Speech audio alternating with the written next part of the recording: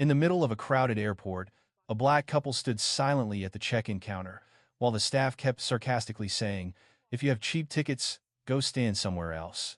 No one knew that the man in the simple hoodie was actually the CEO of a leading technology corporation in the US. But wait, this story is not just about money or power.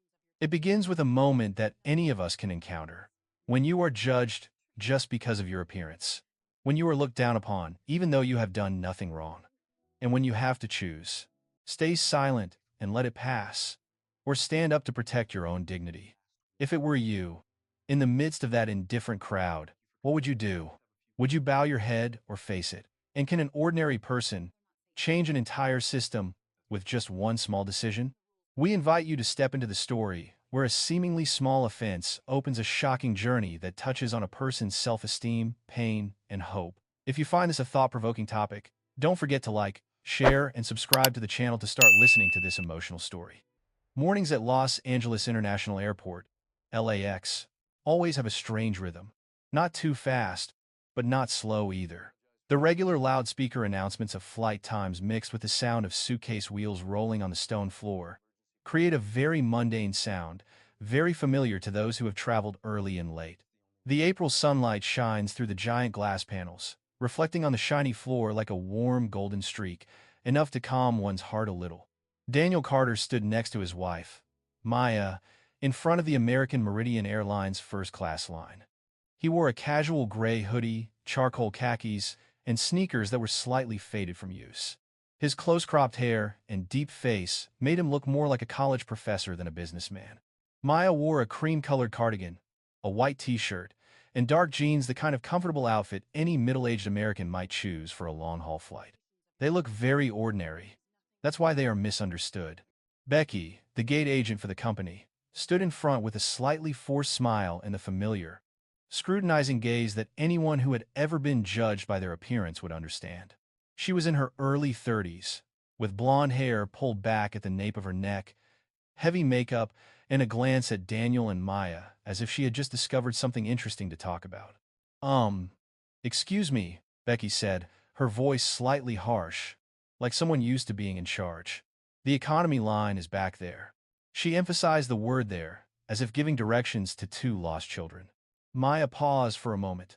Her eyes flashed with surprise, then disappeared, replaced by a familiar feeling, heavy, tired, and a little bit painful. Even though she was 38 years old, mature enough to know she didn't need to prove anything to anyone, sometimes just a single sentence could easily pull her back to childhood memories that she wanted to bury deep down. Daniel looked at Becky for a few seconds, not smiling, not frowning, just observing. His calm was unnerving to many, but it was the mental armor he had cultivated throughout his youth. "We are in line now," he said softly, as if talking to a neighbor. "Thank you." Becky raised an eyebrow, a crooked smile appearing on her face. "First class, sweetie? These tickets look cheap." The word cheap fell like a small knife, sharp but intentional. She said it not to inform, but to hurt. Maya squeezed her husband's hand, a protective reflex. Daniel looked away from Becky. He bowed his head slightly, as if trying to hide the emotions creeping under his skin. But there was something stirring in those deep eyes, a wave held back, ready to surge at the right moment. "Our tickets are first class," Daniel repeated, his voice low, warm, but powerful. Becky didn't wait for him to finish. She reached for her boarding passes and placed them on the scanner, not bothering to hide her irritation. When the system lit up green, she jumped slightly, then tried to act as if everything was going as she expected. "Oh," Becky gasped, surprised and annoyed. "Looks like it's valid."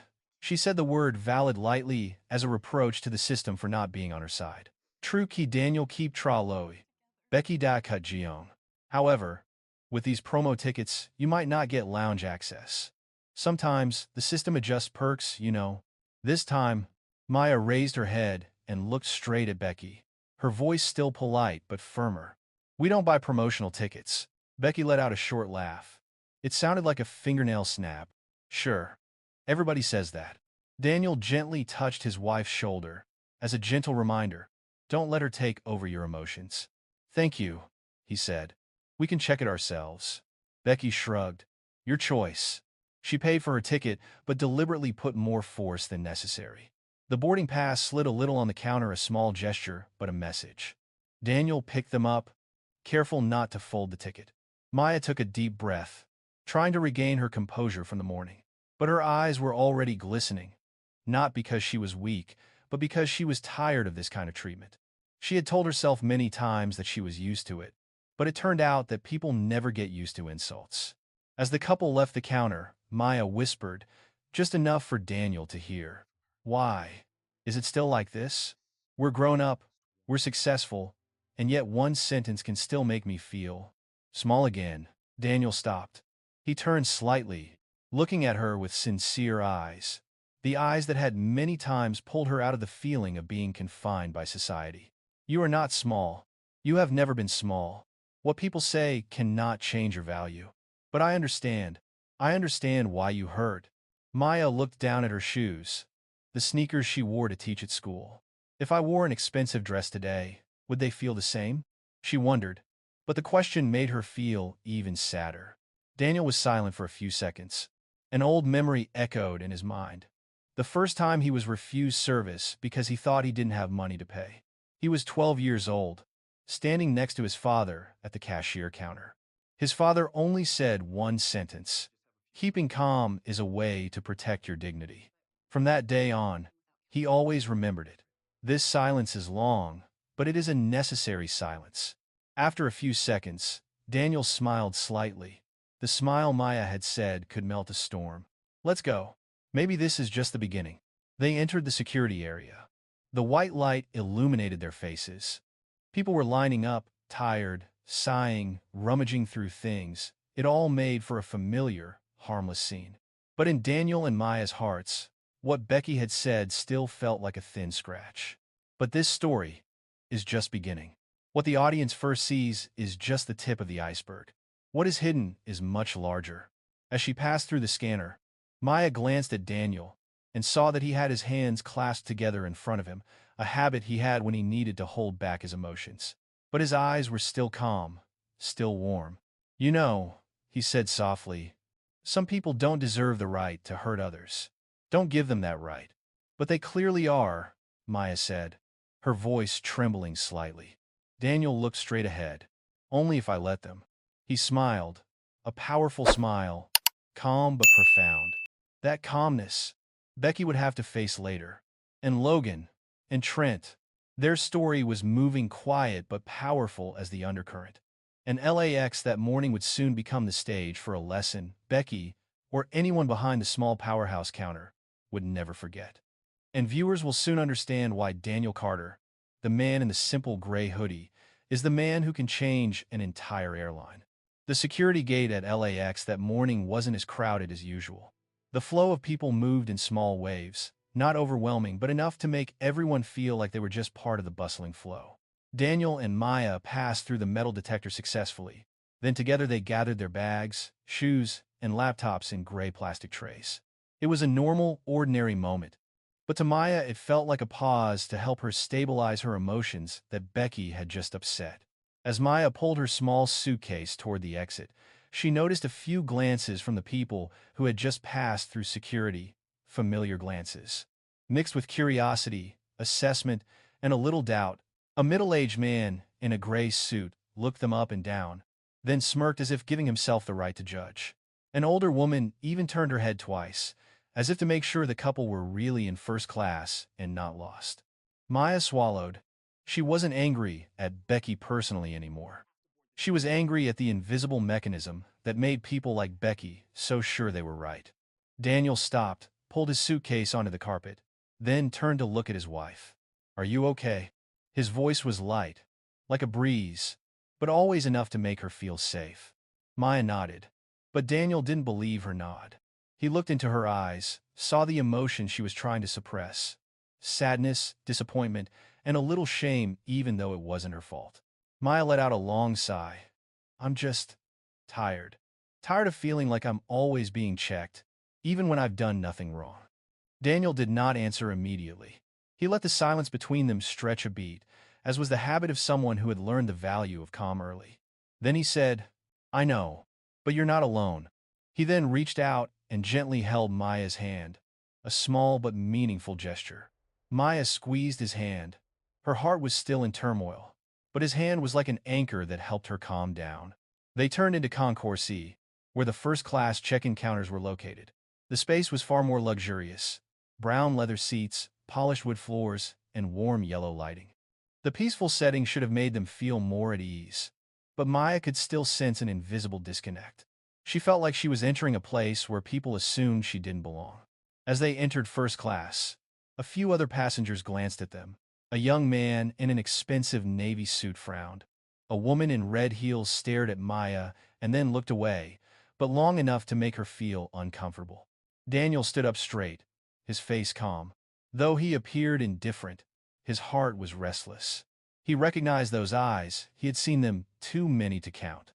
All he could do was not let them invade his mind. A free check-in clerk caught their eye. She named Rachel, smiled politely, and said, "Good morning. How can I help you?" It was just a casual greeting, but it made Maya feel a little lighter. At least not everyone in the airport was like Becky. Daniel handed over his boarding pass. Rachel scanned it, which only took a few seconds, and then said immediately, "Yes, Mr. and Mrs. Carter. First class to New York. Everything looks perfect." It was a confirmation Maya didn't know she needed. But as Rachel was about to print out their first-class luggage tags, Becky from the next counter, who had appeared out of nowhere, stepped forward. "Oh, I handled them earlier, Becky Chinvao. Promo tickets. Lounge access is not guaranteed. I flagged it." The "I flagged it" statement made Rachel hesitate. From an employee perspective, when a colleague flags a guest account, they are forced to double-check. Maya's eyes widened. Disbelief that Becky was continuing her little power play. Becky crossed her arms. "Standard procedure." Daniel looked at her silently. A look that was calm, not challenging, but enough to make Becky feel a little uncomfortable. The way he looked at her made her feel as if she were the small one. Rachel checked the system again. Then she raised her head. "Actually, their access is valid. I'm not sure why it was flagged, but it's been cleared now." For a moment, Maya saw a flash of disappointment cross Becky's face, as if her little plan hadn't worked. Becky didn't say anything more, just frowned, adjusted her uniform, and turned away without looking at them. Maya felt a small smile form on her lips. It wasn't real joy, but it was enough to keep her steady. Daniel tilted his head and asked, "Ready?" "Ready," Maya replied, relieved. They left the check-in counter and headed for the first-class lounge. The path leading there was a long corridor with dark green carpet and glass walls overlooking the apron. The planes parked silently in the morning sun, made for a sight Maya had always found beautiful, a beauty that breathed freedom. As she walked, Maya suddenly remembered Becky calling their tickets cheap. "Do you ever get tired of this?" she asked, her eyes still fixed forward. Daniel didn't answer right away. He took a few seconds to choose the right answer, not the right one to listen to, but the right one to make her feel included. "Yes," he said, without beating around the bush. "But every time I do, I remember what my father used to say. You don't need to prove anything to anyone. You just need to live the right way." Maya smiled softly. "Your father said it well." "Yeah," Daniel smiled. "But he also added something I've never forgotten. If you're strong enough to keep your cool, you'll be stronger than any insult." The words touched Maya. She looked at him longer than usual. When they reached the lounge door, Maya hesitated. "Do you think it will be better in there?" Daniel put his hand on her back. "I think, let's just go in. I'll take care of the rest." His voice was soft, but contained a certainty that Maya completely trusted. They showed their boarding pass to the staff at the lounge door. The staff scanned the ticket, and a clear green beep sounded. "Welcome to Meridian First Lounge, Mr. and Mrs. Carter. Would you like some champagne?" That greeting almost made Maya laugh at the contrast with Becky. Daniel shook his head. "Water's fine. Thanks." They walked in. It was quiet and luxurious, with brown leather seats and warm yellow lights. But it was also a place with colder stares than outside. And what they didn't know was that Becky wasn't done yet. Inside, standing by the beverage counter, she was whispering to a man in a navy suit, Trent Wallace. Trent glanced at Daniel and Maya with a look Maya had seen many times in her life, the look of someone who believed their position allowed them to judge. Daniel sensed it. He spoke softly, just enough for Maya to hear. I think we're about to face the next chapter. And that's how their journey, a journey that started with just the phrase cheap tickets, took a new turn, with much greater challenges. The Meridian First Lounge that morning had a very different atmosphere than the main lobby at LAX. There were no crowds or crying babies. No people running around, afraid of missing their flights. Everything here was soft and warm, as if designed to keep out people who didn't belong here. Daniel and Maya entered, and the sudden silence made Maya pause. The soft click of the automatic glass doors, closing behind them, added to the volume in the room. Yellow lights bathed the plush cognac leather chairs, casting a soft shadow on the wooden floor. On the buffet counter, rows of crystal glasses lined the table. Croissants, freshly baked, still smelling of butter. It was supposed to be a relaxing space, but Maya felt her heart beat faster. She felt the stares. Not exactly scrutiny, but strangeness, surprise, and a little discomfort. Like walking into a room where everyone knew each other, and she was the only stranger. Daniel noticed. He just put his hand on Maya's back, a gentle but firm gesture. "Sit there," he said, his voice low and warm. They chose a spot near a large window that overlooked the wide runway outside. A Boeing sat motionless, its metal fuselage illuminated by the light, making it seem as if it were glowing from within. Moments like this always made Maya feel at ease. Planes, to her, had always been a symbol of freedom. 2 glasses of water were placed on the table, after a long wait, longer than usual. The waitress passed by twice, but ignored them. It wasn't until the 3rd time, after Daniel looked directly at her for a moment, that the water arrived. No one said anything, but they both understood what was happening. Maya picked up her glass of water and took a small sip. She tried to reassure herself. "I'm here because I bought a ticket.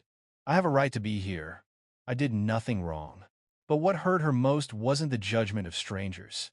It was the fact that she, even as an adult, had to remind herself of it. Daniel looked out the window, breathing evenly. But his hands were clenched in fists at his knees. Only Maya could see that. She put her hand on his. "I'm fine," she whispered. "I know," Daniel said, turning his hand to take hers.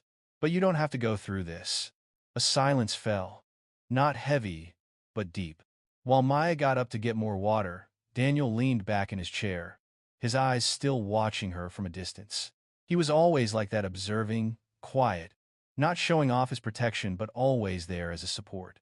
Maya went to the water area. She picked up a bottle of water and a small plate with a croissant on it.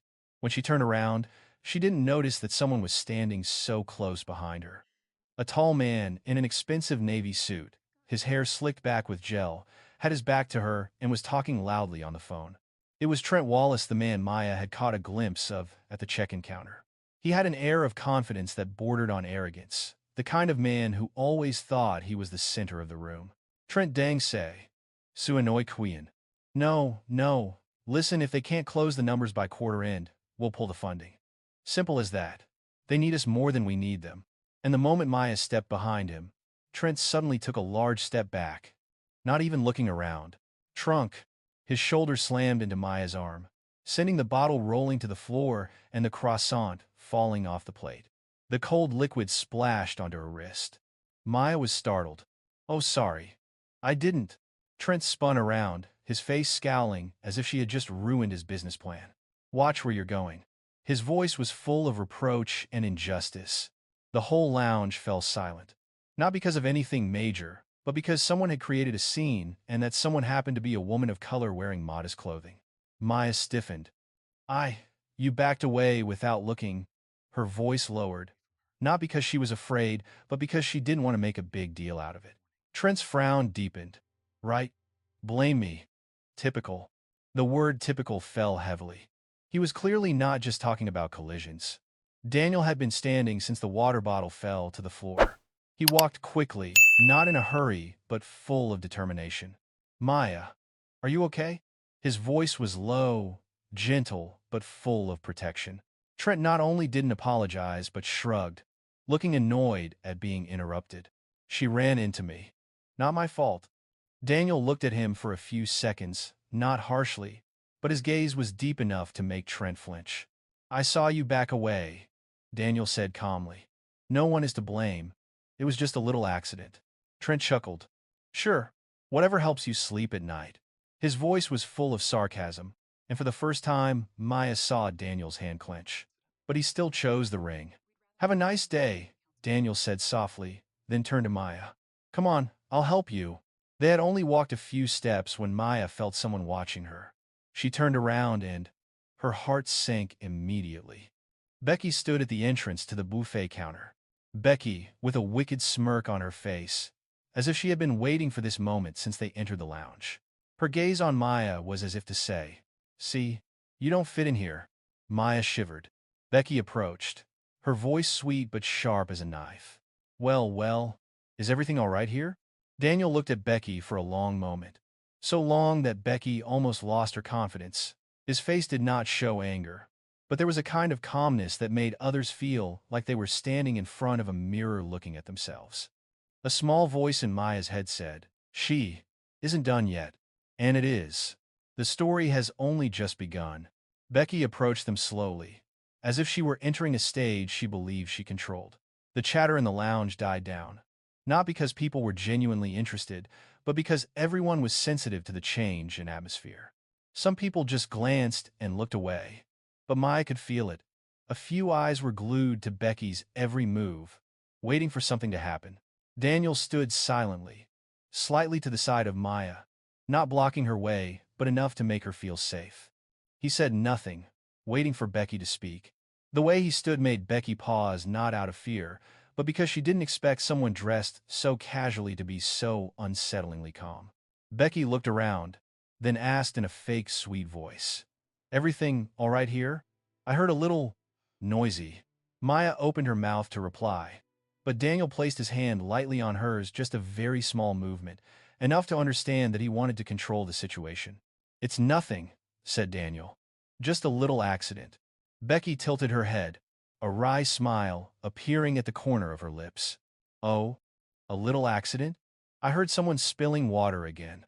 Trent, who was still standing behind, interrupted in an indifferent voice, but deliberately louder than necessary. "She bumped into me. Spilled her drink." A few people looked up.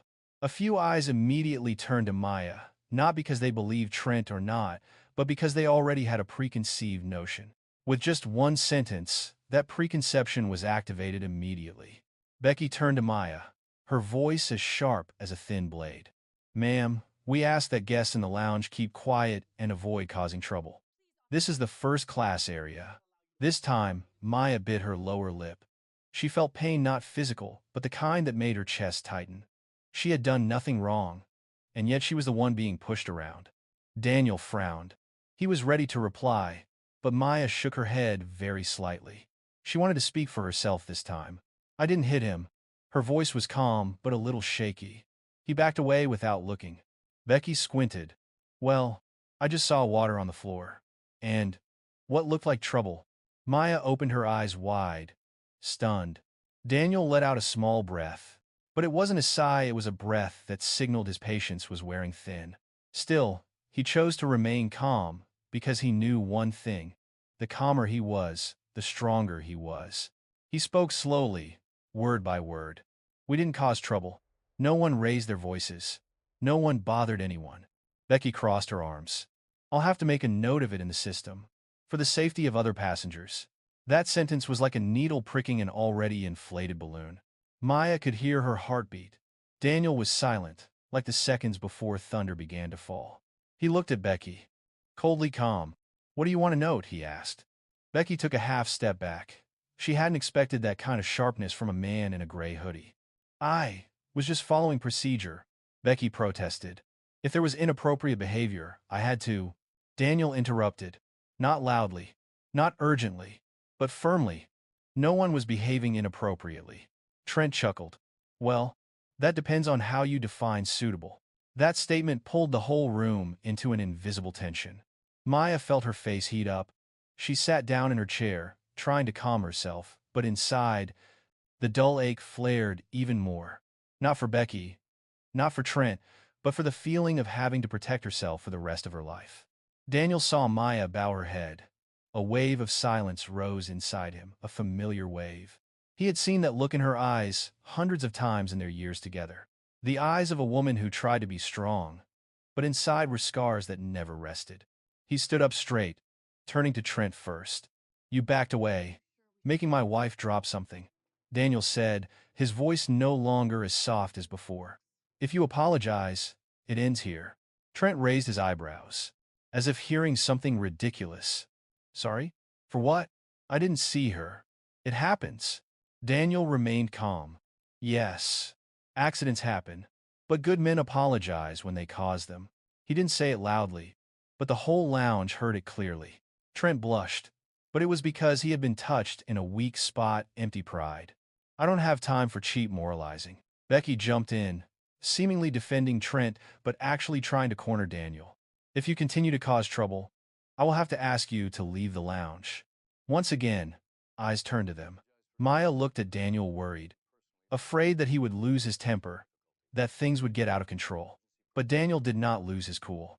He turned to Becky and said in a voice that filled the room with absolute silence, "What did you just say?" Becky trembled slightly just for a second, but enough for Maya to see. "I said that the disruptive behavior, an accident is not a disruptive behavior," Daniel said.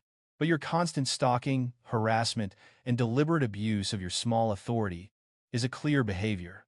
Becky opened her mouth to protest, but Daniel continued. "You did the same thing outside the check-in counter, and now you're trying to do it again." The people around started whispering, not because they were on anyone's side, but because they were starting to realize that something was wrong. Trent Xiaomai. "Look, I don't know what your problem is, but—" Daniel turned his head, looking at Trent for exactly 1 second. Just 1 second, but Trent fell silent. There was something in Daniel's eyes, a calmness that made others wary. Daniel said slowly, "I have no problem. But you just admitted to not looking, right? So, why not just apologize and get it over with?" Trent swallowed. For perhaps the first time that morning, he wondered, who was this man? But pride got the better of him. He turned away, muttering, "This is ridiculous." Becky looked at Trent, then at Daniel, then at Maya. She felt control slipping away, and people like Becky never give up. She said quickly, "I will report this to the supervisor right now. If you—" Daniel interrupted again softly but sharply. "You can tell anyone. I'll wait here." The sentence made Becky feel like someone was squeezing her chest. She took a step back, then turned away quickly. Maya looked at Daniel and saw his shoulders relax. "You," she whispered, "you don't have to be so tense for me." Daniel placed his hand on her cheek, so lightly it felt like a breeze. "Not because of you, because of the way they think they have power." That made Maya want to cry, not from sadness, but from understanding. Daniel sat down beside her. They were silent for a few seconds, letting the tension subside. But from a distance, Maya saw Becky talking to another uniformed man who appeared to be a supervisor. And Trent was standing next to him, arms crossed, a triumphant look on his face. Maya gently tugged Daniel's hand. "They are talking about us." Daniel looked over, his eyes dark. "I know," he said. "Let's see how far they'll go." He leaned back in his chair, his eyes never leaving the group of people. "Because if they go too far," his voice was slow but deep as the surface of a dark lake, "they will soon learn that sometimes the people they look down on are the ones they should least mess with." And that was the moment the fuse was really planted. The lounge seemed to thicken into a hush. Every sound, the shuffle of suitcases, the clink of glasses, the tapping of someone on a laptop, was muted, as if waiting for something to happen. Maya clutched the hem of her cardigan. She felt as if she were about to enter a trial in which she had no idea she was the defendant. Daniel, on the other hand, looked as if he were observing everything from a great distance, calm, alert, and ready. The supervisor, a middle-aged man named Logan, walked toward them. His uniform was pressed, his name tag shiny, and his expression was forced into a serious expression. Becky followed close behind him, her gloating evident. Trent stood a few paces away, his arms crossed over his chest, as if watching a game he thought he was going to win. Logan stopped in front of Daniel and Maya. "Good morning," he said, his voice deliberately serious. "I was told there was a problem here." Daniel looked at him straight in the eyes, without avoiding him. "What is the problem? Please tell me clearly." Becky interrupted, her voice quick, as if afraid of losing the chance. He and his wife were causing trouble in the lounge, spilling drinks on other guests and talking disrespectfully. Maya opened her eyes wide. "No, I don't." Daniel put his hand on Maya's shoulder, gently reminding her to let him handle it. "You're lying," he said to Becky. The bluntness startled both Logan and Trent. Becky paled for a moment, then regained her composure. "I just reported what I saw." "You didn't see anything," Daniel continued, not raising his voice, but the force of his words made Becky flinch. "Because you were standing on the other side of the room when it happened." The air compressed like a stretched string. "I'm not here to argue," Logan interjected. "I need to know what's going on. We have to make sure the lounge area is safe and comfortable for our guests." Trent immediately interjected, as if afraid Logan wouldn't take his side. "I was the one she bumped into. She spilled water. She wasn't watching." Daniel turned to look at Trent, his eyes calm but deep enough to make Trent lose confidence in just a second.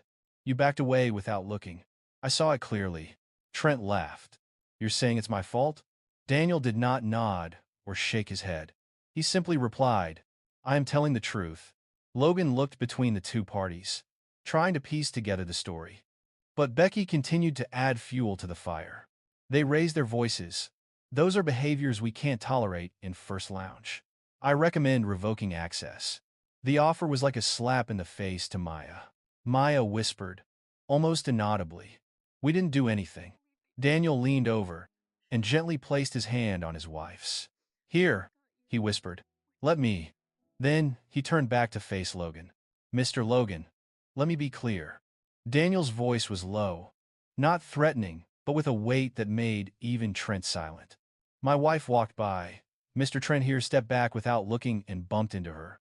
Things fell to the ground. No one raised their voice. "We didn't bother anyone." Logan glanced at Trent.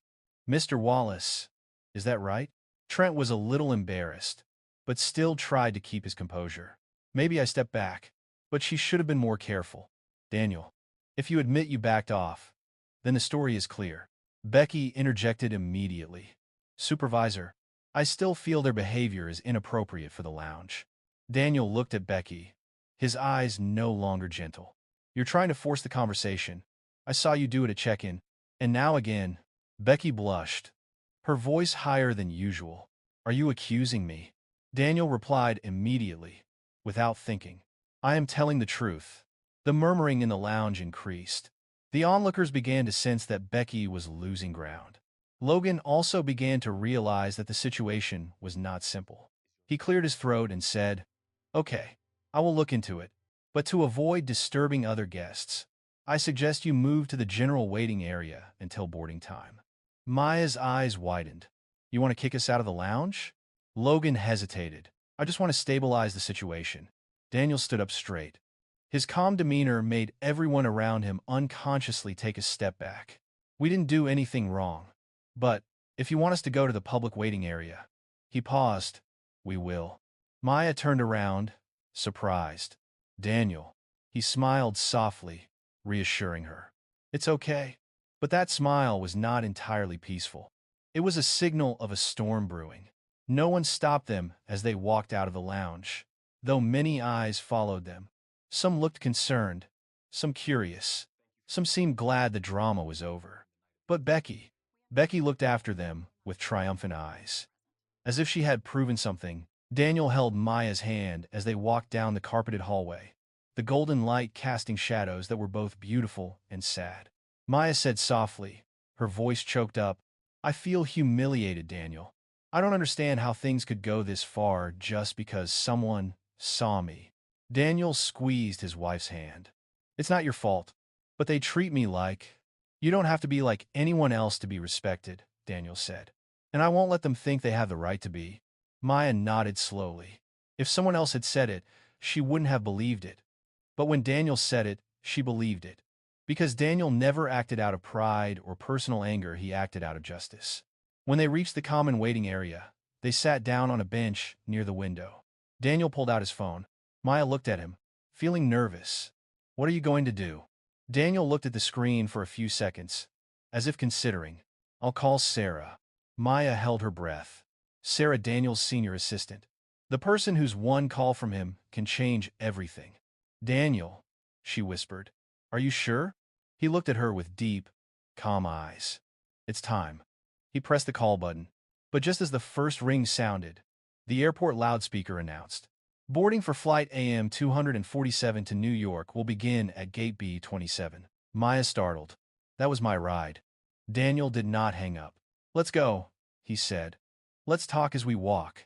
He and Maya dragged their suitcases toward gate B27. As they approached the boarding area, they saw Becky, standing there, next to Logan and a new male flight attendant who appeared to be the mark of this story. Becky was saying something to Logan, and when she saw Daniel, Maya, she smiled half-heartedly, as if a second match was waiting for them. Daniel paused for a moment, the phone still pressed to his ear. Sarah picked up. Good morning, Mr. Carter. What do you need? Daniel looked straight at Becky. His voice dropped, calm to the point of fear. Sarah, buy me all the available seats in first class on AM 247. Now. Maya held her breath. The air around them seemed to stop. Daniel said the next sentence, slowly and clearly. Because it seems they need to be reminded that respect is not a privilege. It is an obligation.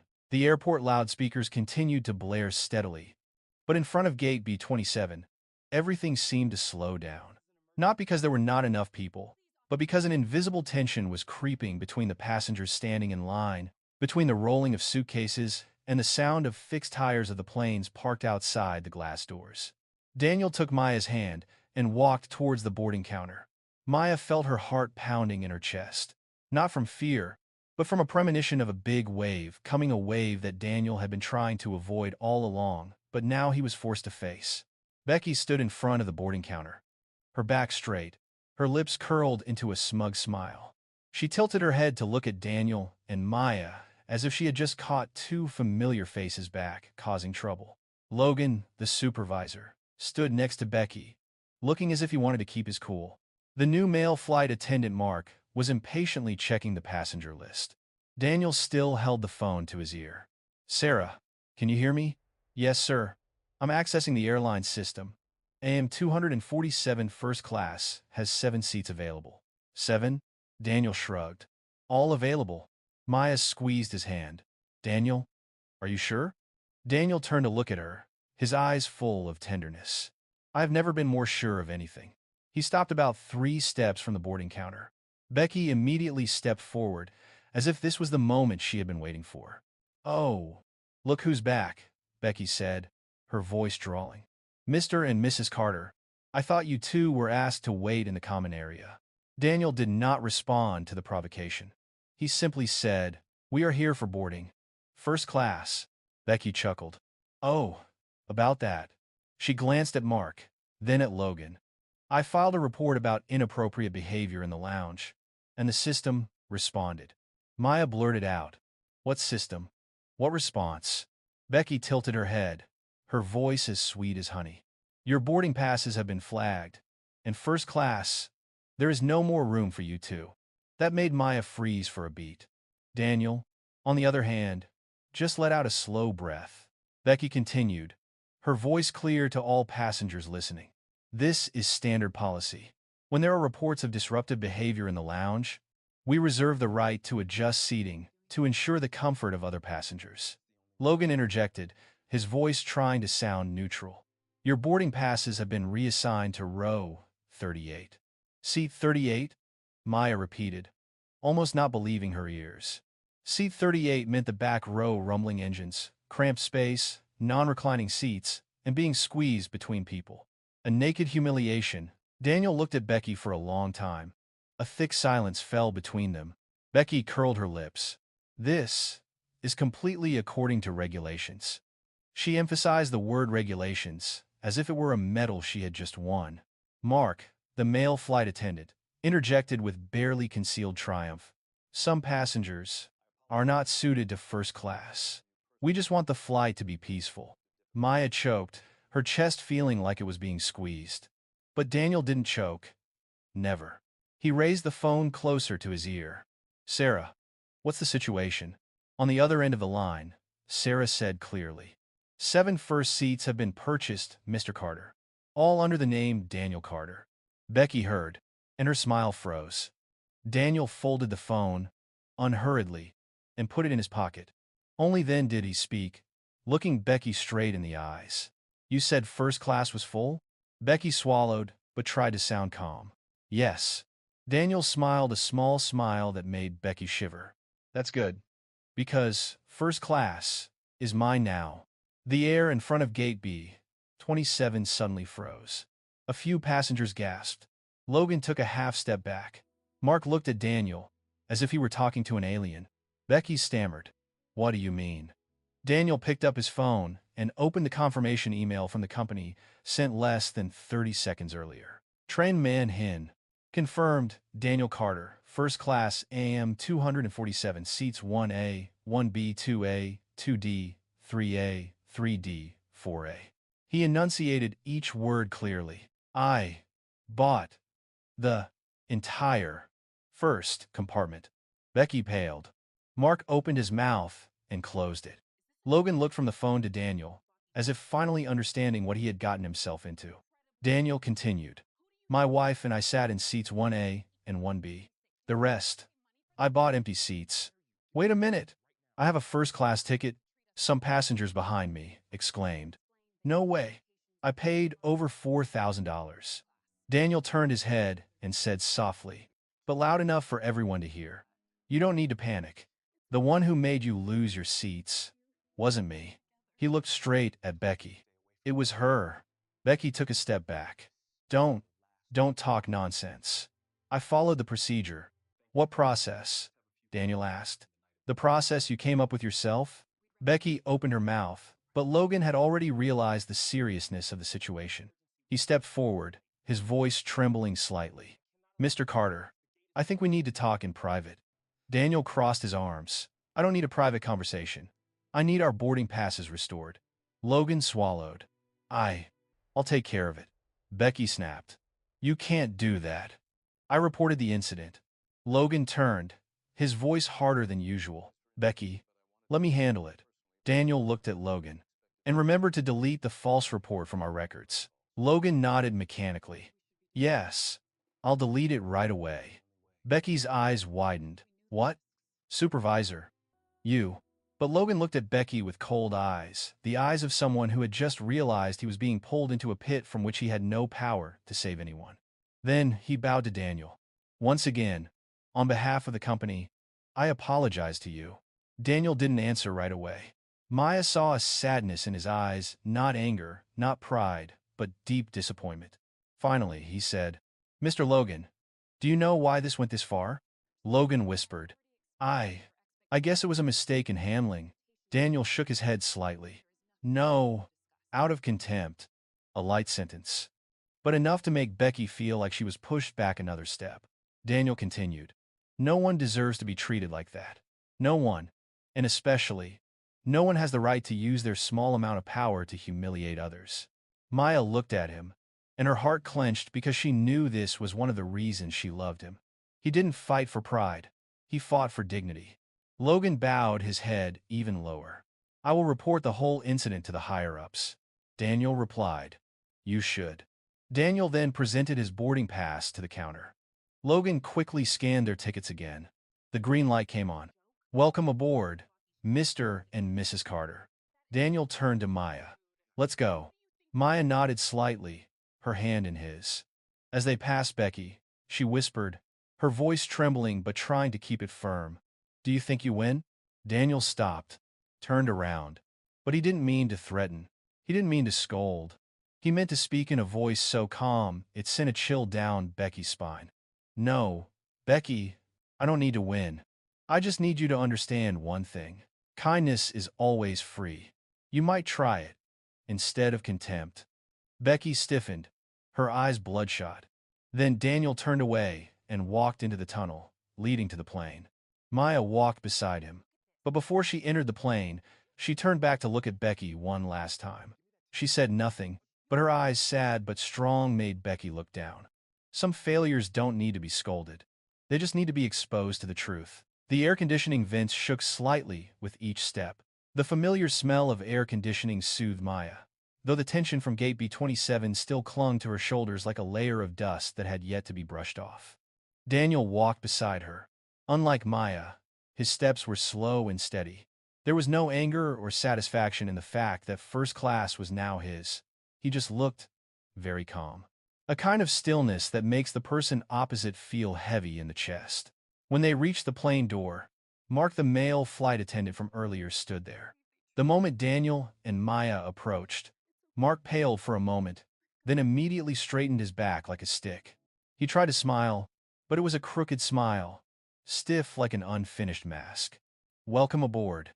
Mark's voice was shaking so much that Maya could hear it. Daniel stopped, his eyes calm. "Thank you." Just one sentence. But Mark swallowed, as if Daniel had just said something scary. Maya realized that, and a strange feeling flashed through her, a tinge of pity. But then she remembered Mark's contemptuous tone earlier. The pity turned into a thin, shallow, but lingering sadness. Daniel and Maya turned left into first class, a place reserved for passengers who pay thousands of dollars for peace, comfort, and class. But the scene before my eyes was almost surreal.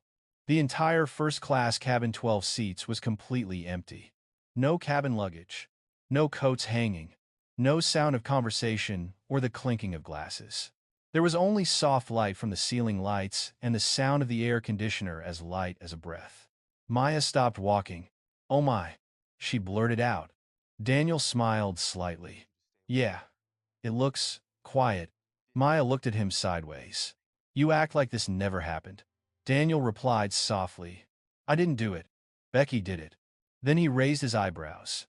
"I just solved it." Maya chuckled softly, though she was still confused inside.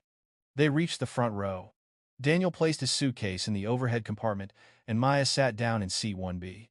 The first-class seat was spacious, covered in soft leather, with such open space that Maya felt the light in front of her seemed wider. The seat could be reclined into a flat bed, had a large screen, a storage compartment next to it, and a warm yellow reading light. But it wasn't the luxury that moved Maya. It was the silence. Absolute silence. The silence after the storm. There were only two of them. In a cabin designed for 12. Daniel sat next to her, buckling his seatbelt. He stared straight ahead for a few seconds, as if trying to sort through his emotions. Maya took off her cardigan and folded it neatly in her lap. Then she turned to him. "Can I ask you something? Just ask.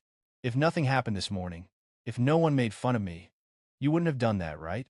Daniel turned around, looking at her with deep eyes, as if he could see the past in her eyes. "I don't like using money to teach anyone a lesson." He paused for a moment. "But I don't like anyone using their small power to humiliate you even more." Maya sighed and sank into the chair. "I don't need to be pampered like this," she said softly, so softly that it was almost like she was confessing her feelings. Daniel lowered his head, looked at his hands, and said very softly, "Not pampering. It's protecting." A moment of silence. Then he turned around, his eyes gentle. "You have been kind all your life. It's time for me to be kind to you in return." Maya pursed her lips, and the corners of her eyes heated up, not because of the pain, but because of being loved properly, something that softened her heart in a very human way. Before she could say anything, Mark entered the compartment. He bent down more than necessary. "Mr. Carter, Mrs. Carter, we are very sorry for the inconvenience at the gate." Mark's voice trembled slightly. We wish to serve you as best as we can." Daniel replied softly. "Thank you." Just that. But Mark seemed to hear a merciful verdict. Mark placed 2 bottles of water on the tray table, not champagne this time, which Daniel had chosen from the beginning. A sudden turmoil arose in Maya's heart. "Daniel, you're not angry. You're not resentful. You're just calm. That is more admirable than any shout." Mark bowed his head and left the compartment, his shoulders shaking slightly. As the compartment door closed, Daniel turned to Maya. "If you mind the empty space, you can put on some music or watch a movie." His voice was as light as a breeze. Maya shook her head. "No, I'm just trying to understand this. What story? People can change just because they think they have the power. Daniel looked out the window. A slow-moving cart reflected the sunlight. He stared at it for a long time before answering. I used to think like you, but now I know power is just a shell. Personality is the core. Maya was silent. The words pierced her heart. Because it was true. Because this morning, Becky and Mark had chosen the shell to cover the twisted core. As for Daniel, he never needed a shell. He just needed the truth. The speaker in the cabin rang out. Please prepare for takeoff. Maya took a deep breath. The engine began to hum softly, vibrating beneath their feet. She looked out the small window. The runway was long and straight, the sunlight reflecting off it like water. Daniel put his hand on hers. How do you feel? Maya thought for a moment. Then she told him the truth, as she had done with him all her life. I feel both sad and relieved. Daniel smiled. Sad about this morning. Lied about now? Yes. Daniel nodded. You have the right to feel both. It's okay. Maya looked at him, her heart clenched with tenderness. Aren't you angry? Daniel shook his head. Anger is a temporary emotion. Justice is what I pursue. That made Maya tremble slightly. Not with fear, but with the strength of a person who was incredibly calm. The plane taxied slowly. The seats shook slightly. The engine noise gradually increased like an opening song. As the plane lifted off the ground, Maya tilted her head to look out. Clouds moved slowly across the sky, casting light across her face. In that light, Daniel looked at Maya and saw what only people deeply in love can see. She was tired. She was hurt. But she did not break. Daniel too. Suddenly, Maya whispered, Daniel, thank you. For what? For not letting people push me down. Daniel took her hand and squeezed it gently. No. Thank you for standing up with me. The plane stabilized at cruising altitude. The seatbelt sign went off. The first cabin fell into a rare calm. Maya closed her eyes. Daniel looked straight ahead, as if he were thinking about something bigger than this morning's story. He said softly, as if talking to himself, It's not over yet. And Maya knew it wasn't a threat. It was a promise.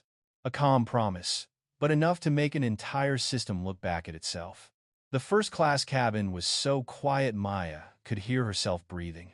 Soft white light fell on the glass tray table, casting a soft glow that felt like it was touching her skin. She placed her water bottle in the compartment and pulled back the thin blanket, the kind only available to passengers, paying nearly $3,000 a seat.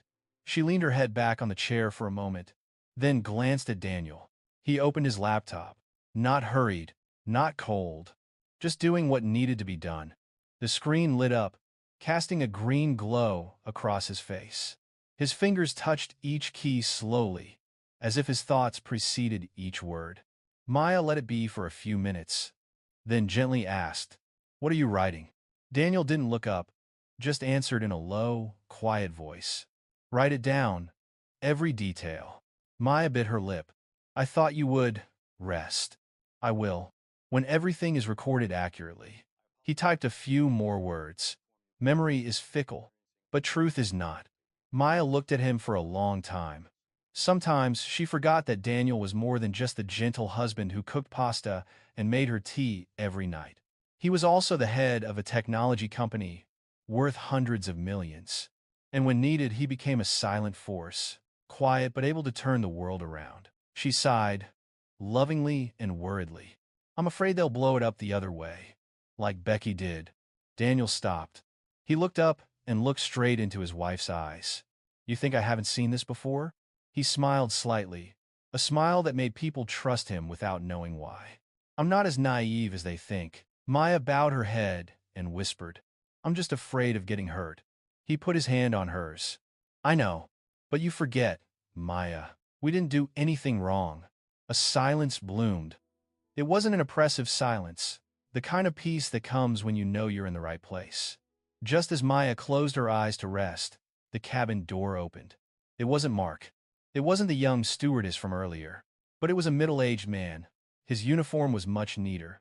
His shoulder straps had a higher rank symbol than Mark's. He paused, bowing slightly as if entering important territory. Mr. Carter? He asked in a low but clear voice. Daniel gently closed his laptop, set it aside, and stood up. Yes? I'm Captain Hughes. May I come in for a moment?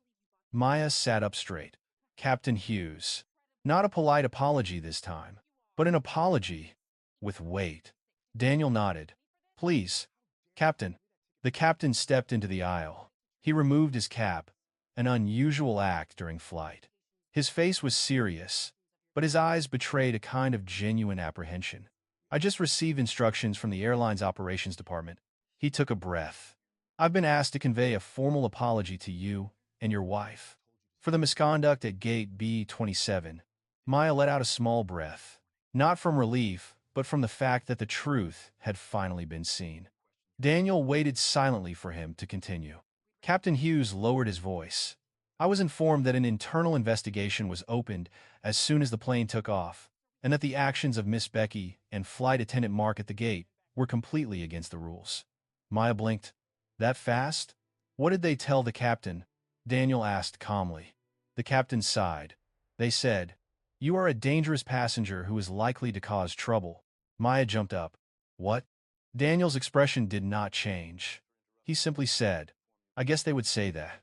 But when management reviewed the transaction data, including the fact that you purchased all the first-class seats, they immediately understood that this did not look like a disruptive passenger, but rather a provoked passenger, the captain continued. He paused, looking at Daniel more closely, and with power beyond their expectations. Daniel neither confirmed nor denied. Captain Hughes bowed his head again. So I came to inform you directly.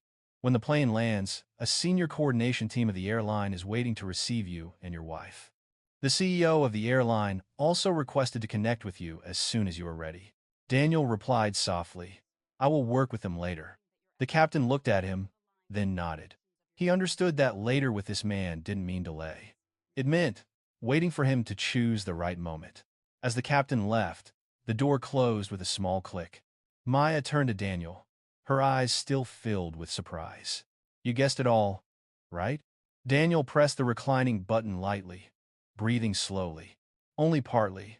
But I know what the aviation industry fears most. What? Fear of mistakes spreading out on social networks. Maya chuckled softly, though her heart was still tense. Poor them. Daniel tilted his head. No. Pity those who are treated like us, but without the ability to hold anyone accountable. Maya was silent.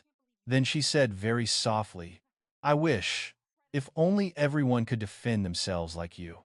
Daniel squeezed her hand. One day it will.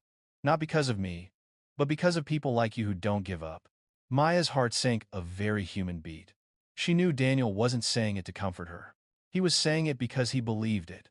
The loudspeaker blared, Mark's voice trembling slightly, but trying to keep the rhythm. We'll be serving lunch in a few minutes. First class was still just two people. Food was placed on the tray gently and quietly, without noise or unpleasant looks. Maya took a few bites, then put down her fork. Daniel? Seriously? She looked straight at him. What if they don't apologize? What if the company tries to cover this up? What will you do? Daniel leaned back in his chair. He didn't need to think long. I do not seek revenge. His voice was low but firm. I just don't accept lies. If they try to hide it, I'll let the light shine. If they treat you unfairly, I'll make it right. Then he raised his glass of water. And if they want to fix it, I will let them fix it. Maya was silent. Not because of fear, but because of love. Being with Daniel, she learned something that many people never learn in their entire lives. True strength is not in a loud shout, but in a calm voice, when everyone else is shaking. As the meal was nearing its end, Maya leaned back, closed her eyes, and said softly, I don't know why, but I feel like this is just the beginning. Daniel adjusted the blanket for her, his voice warm like a lullaby. Yeah, because justice isn't just in a plane ticket, Maya. And in that empty first-class cabin, in the middle of the vast sky, they had no idea that on the ground, the airline system was rocking like a boat in rough waves. A phone call from Daniel Carter shook the entire board, and the real storm still waiting for them when the plane's wheels hit the ground. As the plane began to descend, Maya opened her eyes to the familiar feeling of floating. The light outside the window had changed. No longer the clear sky, but a grayish-white covering the rows of houses, runways, trailers, and blinking traffic lights on the ground. Daniel glanced at her. "Can you sleep?" "Not very deep." Maya rubbed her eyes. "But enough to calm me down." "That's enough?" Daniel said, his voice small but carrying a barely perceptible layer of certainty. Maya was silent for a moment, and then asked, "Do you think something is going on down there?" Daniel also looked out the window. "Yes. They won't let this morning pass like it was nothing." She looked at his face, saw the calm that seemed unchanging. But she, knowing him better than anyone, still noticed something very small, just a barely perceptible frown that showed he was ready to face something big. Maybe a conversation, maybe an apology, or maybe trouble. The cabin loudspeaker blared. "We are preparing to land. Please fasten your seat belts." Mark walked through first cart one last time. His eyes avoided Daniel and Maya almost completely. Every movement revealed tension. Maya said, softly, "Poor him." "But not really." Daniel simply replied, "Sometimes, the lesson has to be deep enough for people to change." The plane touched down. There was a soft thump, and then the plane shook for a second. Maya instinctively squeezed the armrest. Daniel put his hand on hers, no word, just a touch. And that calmness calmed her more than any reassurance. After a few minutes of taxiing, the plane stopped in front of the runway. The seat belt sign went off. Mark appeared, bowing so low, Maya thought he was about to hit his head on the chair. "Mr. Carter." "Mrs. Carter." "We were informed that." Daniel stood up very slowly. "It's okay, Mark. I know you got your orders." Maya looked at Daniel. He didn't blame Mark. He wasn't harsh. But his calmness only made Mark more flustered. "Yes, sir." Mark gasped slightly. "There's a team waiting for you as soon as you leave the plane. They asked me to escort you out first." Daniel nodded. "Okay, thanks." One simple sentence was enough to make Mark almost want to bow more. Daniel took Maya's suitcase. She looked at him, half confused and half excited. "I don't know what to expect anymore." Daniel adjusted the strap of his wife's bag. "Just stay by my side. I'll take care of the rest." The way he said it, no raised voice, no heroic air, made Maya feel like she was standing next to a man who was truly strong in the most traditional sense. Strong because he knows how to protect. Not by shouting, but by posture. As they stepped out of the plane, the atmosphere was different than usual.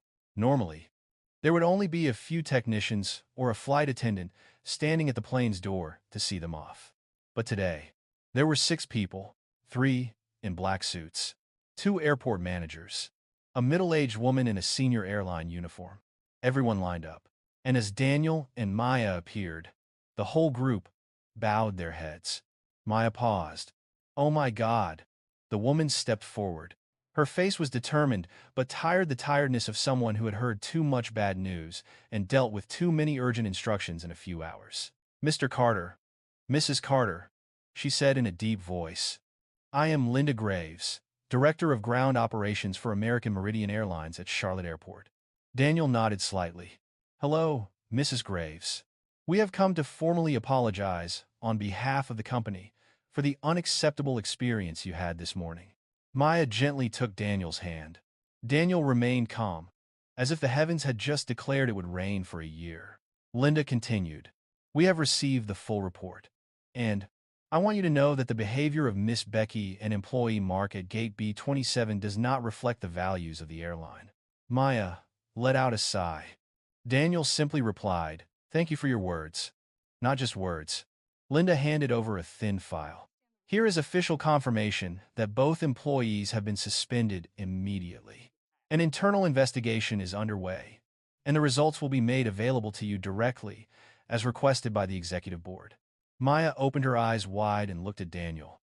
"They announced it to you?" Linda nodded. "Yes. The CEO of the company gave that instruction." Daniel did not appear surprised. He simply asked, "What about the passengers? I want to know how they'll deal with witnesses." Linda paused slightly. The question was off script. But Daniel continued, "I was not the only one affected. Some passengers were delayed, misinformed, even shouted at to avoid understanding the truth." Linda sighed. "I understand. and we work on a case-by-case basis. Daniel did not pressure her. He just looked at her with a calm but unwavering gaze. And it was that look that made Linda continue. We will send an apology letter to each passenger, along with a compensation voucher. All steps will be made public for you. Daniel nodded. Thank you. Linda swallowed. Our CEO, Mr. Gregory Hale, has asked to connect with you online at your convenience, or he can fly out to meet you if that's what you'd like. Maya raised an eyebrow. The CEO flew to see you? Daniel just said. Let me think about it. Linda exhaled, as if she had been holding her breath throughout the conversation. I understand. And now, we will take you out privately to avoid media attention. Maya was startled. Media? Linda pursed her lips. We are not sure who leaked the information, but the situation is spreading quickly. Some local news sites have mentioned the incident at Gate B-27. Daniel let out a small breath. That was fast. Very quickly, Linda replied. Her eyes were filled with the fear that only those in the service industry deeply understand. The fear that a brand could collapse because of one employee's mistake. Linda signaled for the group to clear the way. Please come in. Daniel looked at Maya. Let's go. She took his hand. Let's go, Maya whispered. They walked down the private corridor, no passengers, no noise. Only the soft sound of footsteps on the wooden floor. Coming to the end, Maya tilted her head and asked softly, Daniel, I feel like things are getting out of control. Daniel slowed down. He turned to look at Maya. No, Maya. His voice was low, just loud enough for the two of them to hear. Everything is going well. Maya looked at him for a long time, and she believed. When they got out, a luxurious black SUV was waiting, with two staff members opening the door. Linda Graves bowed her head again. We will wait for your contact at any time. Thank you for giving us the opportunity to make things right. Daniel simply replied, Everyone has the opportunity. What matters is what they do with it. Linda stood still, for the statement sounded like a lesson, but without the arrogance. Daniel opened the door for Maya. She stepped inside. He followed, gently closing the door behind him. The SUV started moving. And that's when Maya realized Daniel's eyes were no longer completely calm. There is something deeper in there. Something is forming. One decision, one direction, a storm. Not for them, but for the system that created Becky and Mark. The SUV left the runway and turned onto the internal road leading to the VIP parking lot. Outside the glass doors, luggage carts, staff in reflective vests, loudspeakers, and the sound of airplane engines all blended into the familiar airport chaos. But inside the car, the space was completely silent. Maya leaned back in the soft leather chair, feeling the pleasant coolness from the air conditioning. She glanced at Daniel. He wasn't looking at the scenery outside, wasn't looking at his phone, nor was he opening his laptop like he usually did when he was free. He just sat there, back straight, hands clasped together, eyes staring ahead as if another story, a bigger story, was playing out in his head. Maya called softly, Daniel? He turned, his eyes still gentle, but deep enough to make her pause slightly. Yes, you? I find you a bit strange, Maya said softly, afraid of interrupting his train of thought. Daniel smiled slightly, a brief smile like a comma in a stream of emotions. I was thinking, I know, but this time, it doesn't seem like the previous times.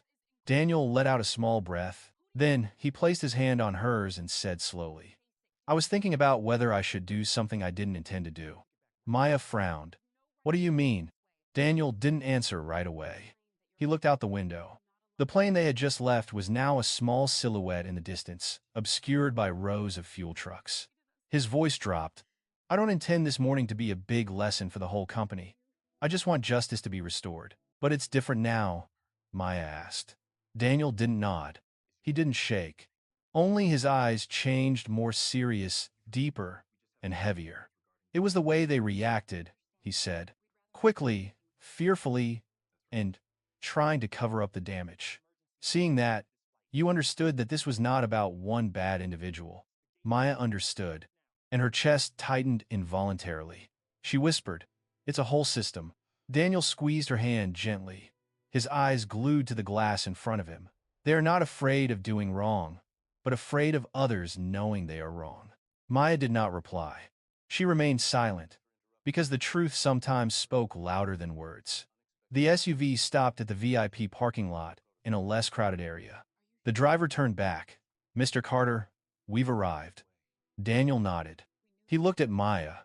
"Do you want to go back to the hotel first, or to our company's branch office in Charlotte?" Maya thought for a few seconds and said, "I want to go back to the hotel. I'm a little tired." Daniel smiled. "Then I'll go there first." As they got out of the car, a breeze carried the scent of jet fuel. Maya shivered from the cold. Daniel immediately put his arm around her shoulders, pulling her close. Maya said softly, half jokingly, half seriously, "I don't know if you're worried about me or yourself." Daniel replied immediately, not hiding the truth, "I worry about you more than me." That simple sentence, to Maya, blossomed into a warm feeling that spread with each breath. At the hotel, after checking in and showering, Maya sat on the balcony, her hair rolled up in a small towel. It was late afternoon, the last rays of the sun filtering through the glass buildings, creating a golden glow. She thought Daniel was resting in the living room. But when she walked in, he wasn't lying down, not watching TV. He was standing by the window, holding his phone. Maya paused. "Who are you calling?" Daniel didn't turn around. "No one. I'm considering." "A call so important that you stood there for nearly 5 minutes without making a call?" Daniel exhaled and turned. "Yeah." Maya walked up to him. "Who do you want to call?" Daniel looked straight into her eyes. "Airline CEO." Maya's eyes widened. "You want to call Mr. Hale before he calls you?" Daniel nodded slowly. "I want to take the initiative." "What do you want to say to him?" Daniel was silent for a long moment.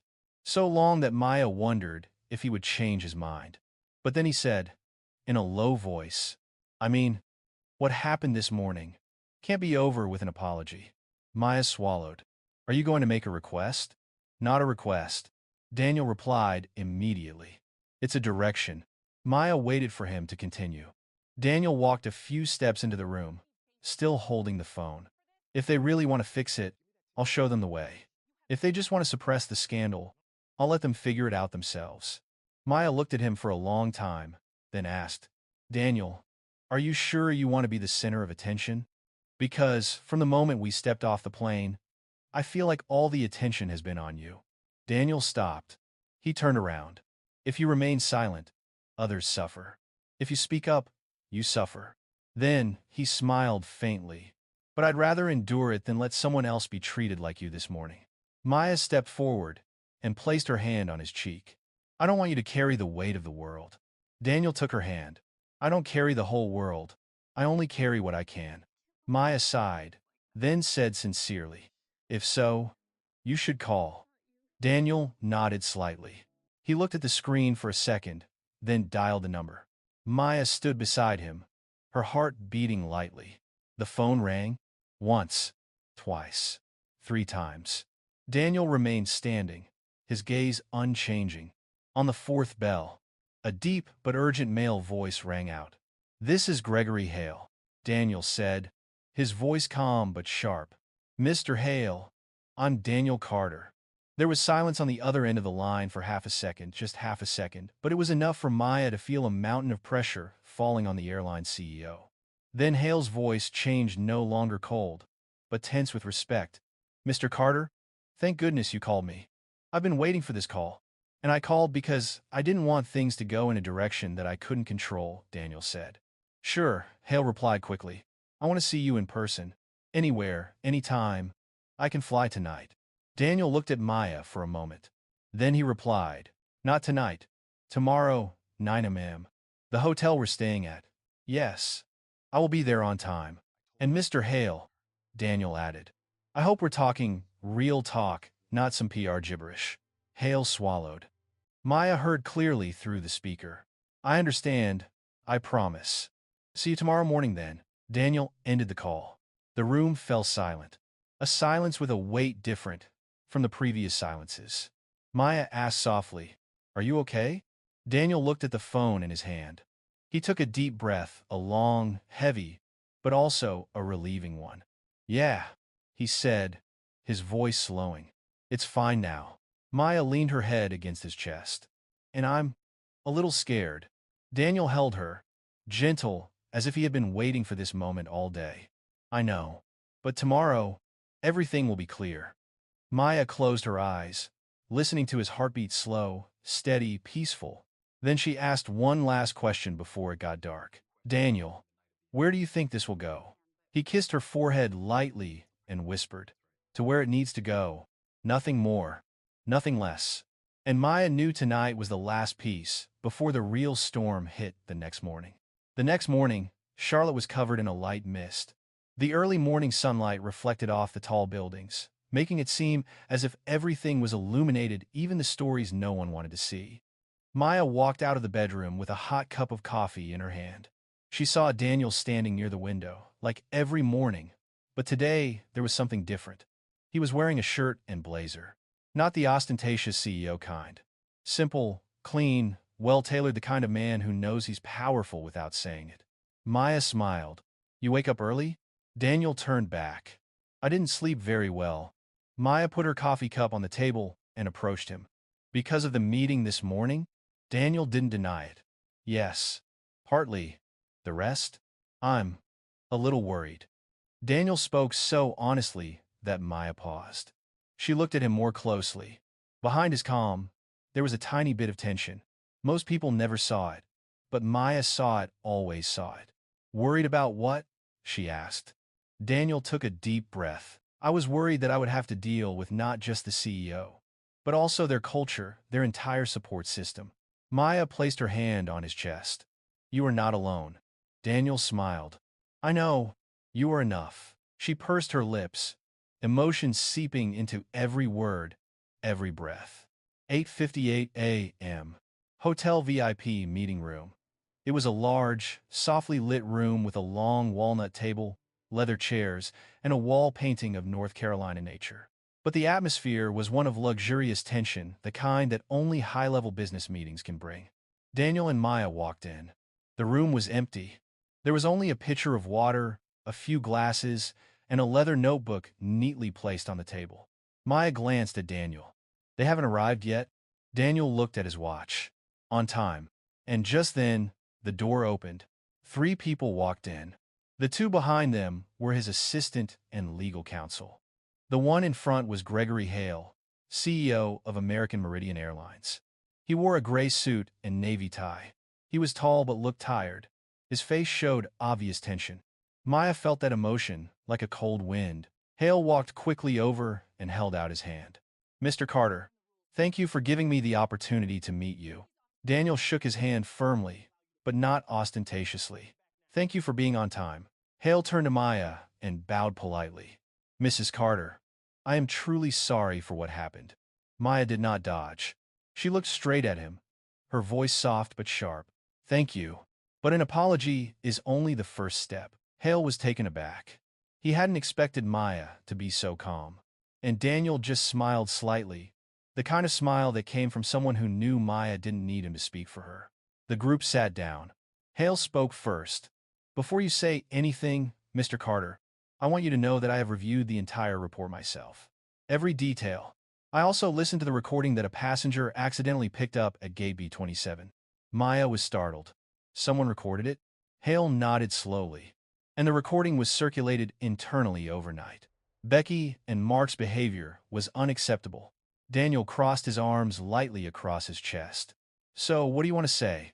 Hale leaned forward, his voice low. I want to make things right. I really do. But I need to know what you want, not to protect the company's image, but to ensure fairness for you and your wife. Daniel didn't answer right away.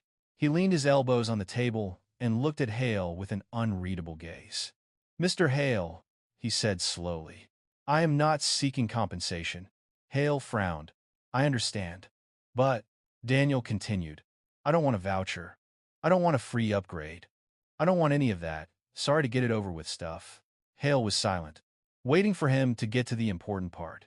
Daniel glanced at Maya, as if to confirm with her that what he said next wasn't just anger but reason. Then he looked straight at the CEO of the company. I want to change. Hale took a deep breath. I understand. But what exactly has changed? Just tell me. Daniel gave a small smile, not a happy smile, but a thoughtful smile. Do you think the incident at B27 was an accident or a symptom? Hale was silent for 3 seconds, then answered truthfully. Symptoms. And the symptoms only appear when the disease has been present for a long time, Daniel continued. You don't need me to tell you, you know. Your staff were confident, too confident, in insulting plain-clothed black customers. That doesn't happen naturally. Hale swallowed. You're right. Daniel put his hands on the table, his voice becoming harder but not louder. So, what I want is not punishment, but a real cultural reform program. Not on paper, not for PR. Maya looked at him. Her eyes lit up with pride and excitement. Hale asked, more directly, and you want to be involved in this process? Daniel shook his head. No, I don't sell cultural consulting. I don't want the money to get in the way of the goal. Hale leaned over, surprised. So, what do you want? Daniel placed his hands on the table, clasped together. His eyes seemed to penetrate every layer of formality. I would like your firm to commit to an anti-discrimination training and monitoring program that lasts at least 3 years. Hale's eyes widened. 3 years? Daniel continued. And I want an independent monitoring system. Don't let HR handle it alone. Because HR is the easiest place to bury problems. Hale paused. In that moment, Maya realized what she had been vaguely aware of last night. Daniel didn't come here to get justice for you two. He came to change something bigger. American, traditional, strong, but not aggressive. A very Daniel type of power. Hale took a deep breath. I understand your wishes, but this is not small. Daniel tilted his head. Do you think it's a small matter that a black passenger is called not qualified for first class? Hale bowed his head slightly. No. Maya spoke softly but sharply. It is not just about my wife and I. It is about what happened to thousands of people who had no power to fight back. Hale looked at them both. There was wavering in his eyes. Real wavering, not just staged. I need 24 hours to talk to the board, he said softly. Daniel nodded. Okay. I'm in no hurry. Hale narrowed his eyes, as if he were really seeing Daniel in a different way. You are not like anyone else I have ever met. Daniel shrugged slightly. I didn't come here to be a hero. I just want to do the right thing. The words brought silence to the room. A heavy but beautiful silence, the kind of silence that characterizes true conversation. When the meeting ended, Hale stood up and bowed one last time. Mr. Carter, Mrs. Carter, I'll be in touch tomorrow, and I really hope we can find a way to fix this. Daniel shook his hand slowly and firmly. Maya watched them, feeling one thing very clearly. This isn't just about a boarding gate. It's becoming the story of an industry. And Daniel, with his traditional, grown man composure, is leading it. No noise, no show, but with reason, personality, and truth. As the conference room door closed, Maya turned to Daniel. You make me so proud that I don't know how to express it. Daniel looked at her. A gentle smile appeared. You are the reason I do everything. Maya hugged him, and in his arms, she understood. This meeting was just the first chapter of something bigger to come. One thing that will change not just the airlines, but the invisible people who are still being wronged in silence. That afternoon, the sky over Charlotte was clearer than usual. The sun fell in warm patches on the hotel balcony. Maya leaned against the railing, a drink in her hand, but her eyes were on the street below where people walked about as if nothing had happened. And in her heart is a knot difficult to untie. Daniel was in the hotel's makeshift office. The door was ajar, and Maya could see him sitting in front of his laptop, his hands clasped together, his eyes focused. He was barely moving, as if all the noise outside couldn't penetrate his thoughts at the moment. Maya gently pushed the door open. Daniel. He turned, his expression softening at the sight of her. Are you tired? No. It's just... She walked closer, sitting down next to him. I think too much. Daniel pulled his chair back. About this morning? No. Maya shook her head. About tomorrow. About Mr. Hale and the board's decision. Daniel leaned back in his chair. His voice was low and soft. Maya, you're worried they won't do anything, right? She exhaled. I'm afraid they'll take the easy way out, apologize, then let it all die down. Daniel was silent for a few seconds. A long time. Then he said, I thought so too. But not now? Maya asked. Daniel shook his head. No. Because Hale isn't the type to bury trash under the rug. He doesn't want his company to blow up on his hands. Maya bowed her head and said softly, but changing a system isn't easy. Daniel chuckled. It's not easy. But whether it's easy or difficult doesn't matter. What matters is whether they want to or not. Maya looked up at him. In that moment, she saw clearly the difference between Daniel and everyone else. He was not afraid of hardship. He only cared about right and wrong. She placed her hand on his, feeling the familiar warmth. No matter what, I'm still on your side. Daniel squeezed her hand. I know, and that's why I'm not scared. 5 p.m. Daniel's phone vibrated slightly. The screen lit up with the words, Incoming call. Gregory Hale. Maya was startled. A decision has been made? Daniel picked up the phone and motioned for Maya to sit next to him. Mr. Hale, Daniel said, his voice calm, as if he didn't want to carry any emotion before hearing the results. On the other end of the line, Hale's voice rang out deep, but no longer shaky or afraid. It carried the assurance of someone who had just been through a difficult meeting. Mr. Carter, we met. 4 hours. And I want you to know, we have come to a final decision. Maya unconsciously squeezed Daniel's hand. Daniel said softly, You say it. Hale took a deep breath. The board has agreed to the proposal for an independent anti-discrimination monitoring program. In its entirety, unmodified. Maya opened her mouth, surprised. Daniel closed his eyes for just a moment, not in joy, but as if a weight had been lifted. We will contract with a third party to manage the data. Hale continued. The quarterly reports will be sent directly to me, and a copy will be sent to you. Maya spoke softly, but loud enough for Hale to hear over the speaker. Directly to him? Yes, Mrs. Carter, Hale replied immediately. Daniel will be the honorary independent monitor, not because he asked for it, but because we understand he is the only one who can look at the data without being influenced by internal interests. Daniel asked, What about the 3-year training program? Hale did not hesitate. Approved. We'll start implementation next quarter. Daniel leaned back slightly, not to show off, but to release the breath he had been holding for hours. Hale added, his voice softening. And one last thing. The board would like to thank you personally. Not for your complaint, but for not choosing to remain silent like so many other passengers. Daniel said in a low voice, I don't want to be just another incident on the report. Hale replied immediately, and thanks to you, it wasn't like that. Maya put her hand on Daniel's back. She felt as if he was unloading layers of weight from his chest. Mr. Hale, Daniel said after a few seconds, I appreciate your efforts, but I want to make this clear. I didn't do all this for thanks. I did it because I didn't want anyone else to suffer what my wife did. On the other end of the line, Hale was silent for nearly 5 seconds, the silence of someone who knows he's being told the truth and can't say anything empty. Then he said softly, I understand, and I thank you for the truth. Call ended. Daniel put the phone down on the table. Maya looked at him, her heart sinking not at the result, but at his expression. Daniel was not happy, nor was he relieved. He had the look of someone who had seen the first steps of justice, but knew the journey was long. You, Maya held his hand. Are you okay? Daniel nodded slightly. Yeah, but I don't want to get too excited. Why? Daniel looked out the window. The sunset was painting the city a soft orange.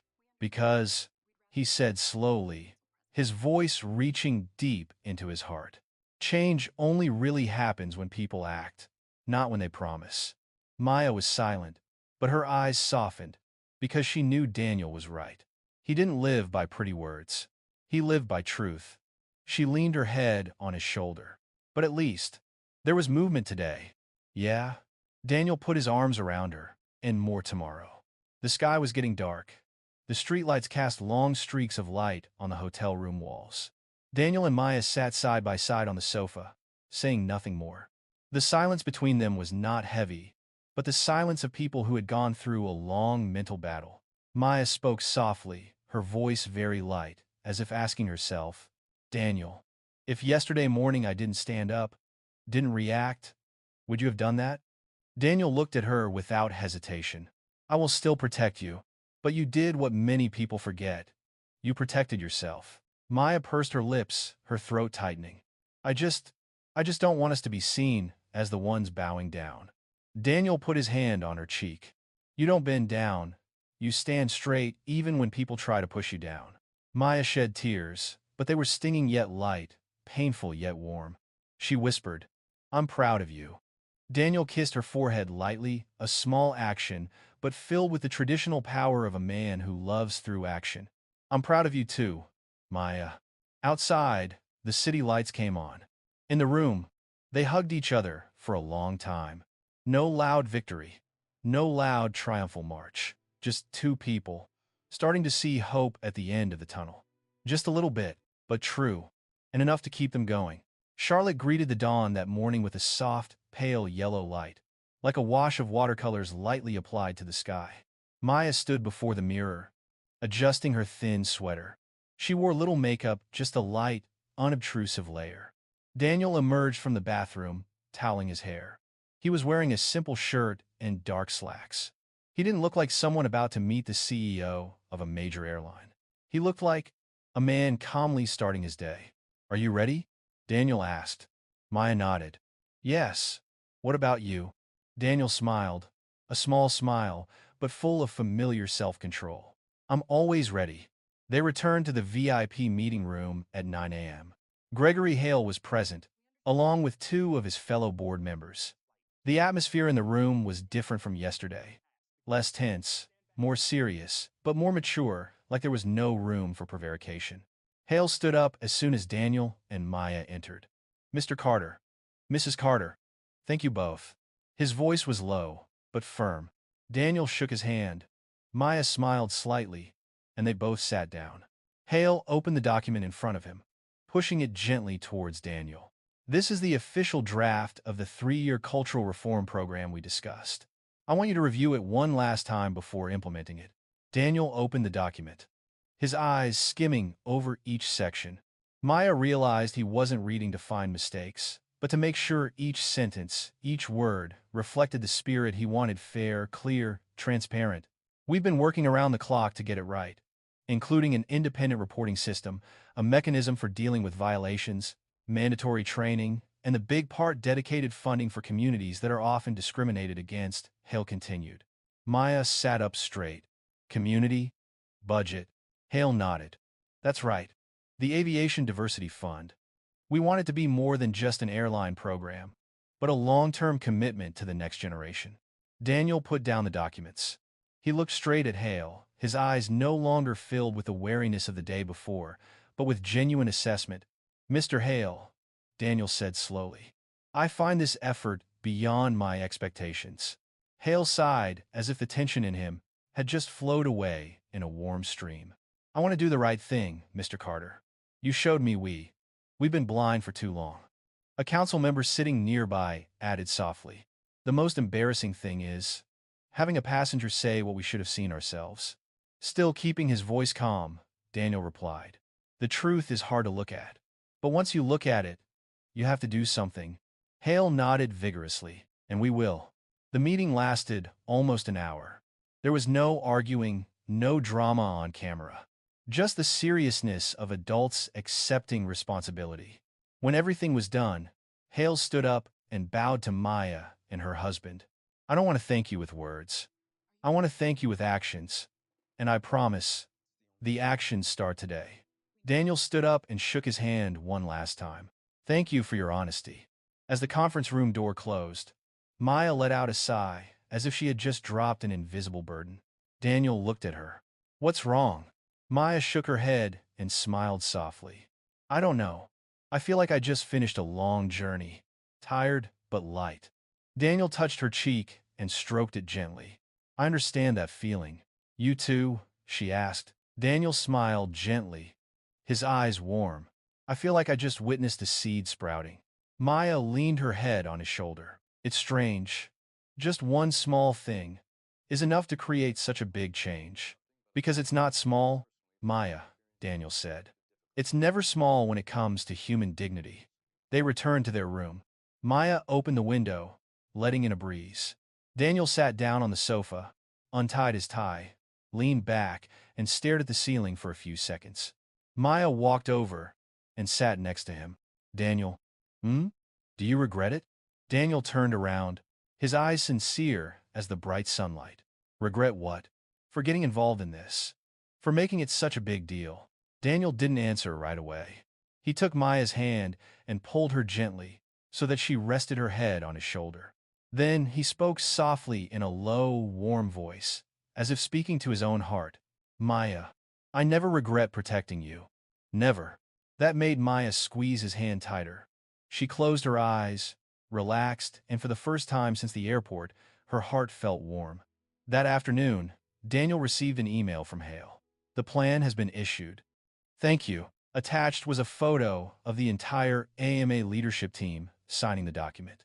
Maya looked at the email, then at Daniel. This is real. Daniel just smiled. Yeah, really? Maya wrapped her arms around his neck, resting her forehead against his. You know what? What I feel isn't victory. Daniel touched his nose to hers and whispered. So, what do you feel? I feel hope, Maya replied. A small hope, but it is real. Daniel closed his eyes. And a little hope always starts every big change. That evening, they walked along the tree-lined street near the hotel. The streetlights were yellow, the leaves swaying gently in the wind. Daniel held Maya's hand like millions of ordinary couples out there. Not CEOs, not people who had just changed the policies of a major corporation. Just husband and wife. Walked together. Silent. Peaceful. After a moment, Maya stopped. Daniel, he turned. What is it? Maya looked straight into his eyes, the eyes she had fallen in love with from the very beginning. I'm proud of you. Not because you're strong, but because you don't let your strength corrupt you. Daniel smiled a smile that warmed her heart to the core. And I'm proud of you, because you make me want to be a better person every day. They held each other tightly. In the soft yellow light, under the quiet Carolina sky, Maya felt something she had never felt before. True justice doesn't come with shouting. It comes from people willing to stand up even when no one else is standing with them. And Daniel stood like that, led like that, loved like that. No fanfare, no fuss, but powerful enough to change the system, and that is the most beautiful victory. This story reminds us that sometimes the deepest wounds don't come from physical wounds, but from moments of being overlooked, of being judged by appearances. We've all had those moments in our lives, moments that make us pause and wonder, where does my worth lie? Daniel and Maya weren't looking for revenge. They were looking for respect. And because they chose the calm, clear-headed, fair path, they not only reclaimed their own dignity, but also fixed a system that had long been corrupt. The lesson here is simple. When we maintain dignity and compassion in adversity, we not only save ourselves, but we may even pave the way for others. We don't have to be CEOs to make a difference. We all have a moment to choose to be a part of something better by being kinder, understanding before judging, and speaking up when we see someone being treated wrongly. And most importantly, justice is not always loud. Often, it comes from quiet but persistent actions. Thank you for taking the time to listen to this emotional story. If the story makes you think, touches a memory in your life, or helps you see things more clearly, please like, share, and subscribe to the channel to accompany us in the next stories. Your support is the motivation for us to continue telling stories that are true, humane, and full of hope.